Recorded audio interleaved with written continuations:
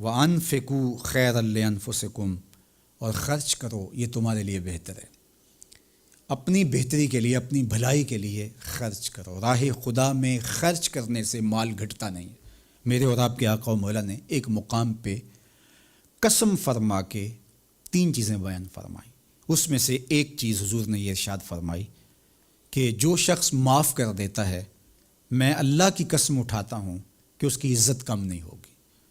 دوسری بات یہ ارشاد فرمائی کہ جو مانگنے لگ جاتا ہے، سوال کا دروازہ کھول لیتا ہے، اللہ اس کے لیے محتاجی کا دروازہ کھول لیتا ہے۔ حالات سخت بھی ہوں، اگر قابل برداشت ہوں تو ان کو برداشت کرنا چاہیے تاکہ سوال کی عادت نہ پڑے۔ انسان مخمصے کی حالت میں ہو، مجبور ہو جائے تو وہ ایک الگ بات ہے، مخمصے کی حالت میں سوال جائز ہو جاتا ہے، لیکن اگر حالت مخمصے کی نہ ہو تو پھر سوال نہیں کرنا۔ تھوڑی سی مشکل آئی اور اناج بٹتے ہوئے دیکھا تو خود بھی سوالی بن کے جا کے کھڑے ہو گئے، جب کہ ہمارے گھر کے اندر اتنا کچھ موجود تھا کہ ہم گزر کر سکتے تھے، لیکن مفت کا مال ہے لہٰذا کوئی حرج نہیں ہے، تو پھر آہستہ آہستہ انسان اس کا عادی بن جاتا ہے۔ اللہ اس وقت سے بچائے کہ ہم محتاج ہوں اور ہمیں عملاً اس جگہ پہ آنا پڑے، اللہ سب کو محفوظ فرمائے۔ لیکن اگر حالات کچھ تلخ بھی ہوں تو پھر بھی اگر آپ دیکھیں اپنے آپ کو کہ کیا ہم ایسی جگہ پہ تو نہیں ہیں کہ ہم سوال کرنے جائیں، تو باہر ایک ماحول دیکھ کر کے تو لپک پڑنا، تو اس سے آپ کی طبع کے اندر سوال کی عادت پیدا ہوگی۔ تو اس لیے جو مانگنا شروع کر دیتا ہے پھر اس کے لیے محتاجی کا دروازہ بند نہیں ہوتا، الا یہ کہ کوئی سخت مجبور ہو جائے تو شریعت اس کو اس کی اجازت دیتی ہے۔ تیسری بات میرے اور آپ کے آقا و مولا نے جو قسم کر کے کہی، ما نقص مال عبد من صدقہ، کہ صدقے سے بندے کا مال کم نہیں ہوتا۔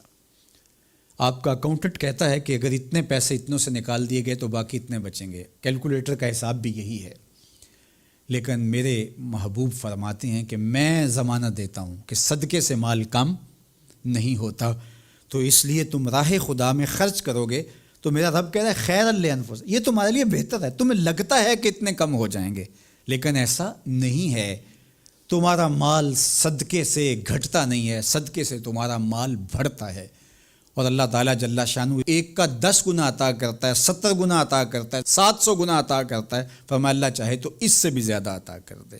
اور پھر فرمایا ان تقرضوا اللہ قرضا حسنا یضاعفہ لکم، اگر تم اللہ کی راہ میں قرض حسنہ دو تو وہ دگنا کر کے دے گا۔ اچھا، یہ کیسا اللہ کا انداز بیاں ہے کہ خود مال دے کے خود کہہ رہا ہے مجھے قرضہ دو، اور پھر خود کہتا ہے میں دگنا دوں گا۔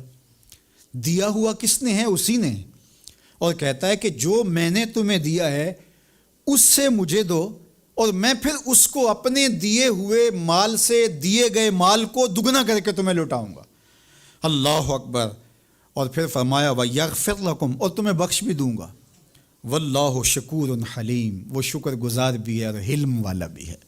اللہ اکبر، وہ بردبار بھی ہے، وہ تمہارا شکر گزار بھی ہوگا، تمہیں دگنا کر کے بھی دے گا، تمہاری مغفرت بھی کر دے گا، اور تمہارے مال میں کمی بھی نہیں آنے دے گا، اور یہ بہتر بھی تمہارے لیے ہوگا۔ یہ تمہاری آزمائش تھی، تمہارا مال تمہیں دے کر تم سے مانگا، اور جس کے لیے مانگا اس کو اللہ ڈائریکٹ بھی تو دے سکتا تھا، لیکن کہا کہ اس کی آزمائش ہے کہ اس کو غربت کی بھٹی میں ڈالا گیا، تمہاری آزمائش یہ ہے تمہیں فراوانی دی گئی۔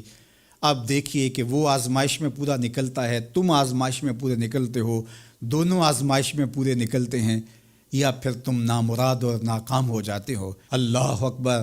اللہ جل شانہ پورے عالم کے اوپر پھیلی ہوئی وبا کو دور فرمائے، بالخصوص امت مسلمہ کی خیر کرے، اور میرے وطن پاکستان کو امن کا، نور کا، رحمت کا گہوارہ بنائے، اور یہاں نظام رسول کی بہاریں پیدا کرے۔ اللہ ہمیں معاشی بحرانوں سے نکال کے معیشت کا استحکام عطا کرے، اور ایک دوسرے کے لیے جذبہ احساس، جذبہ ہمدردی اور راہ خدا میں خرچ کرنے کا جذبہ فراواں ہمارا مقسوم کرے۔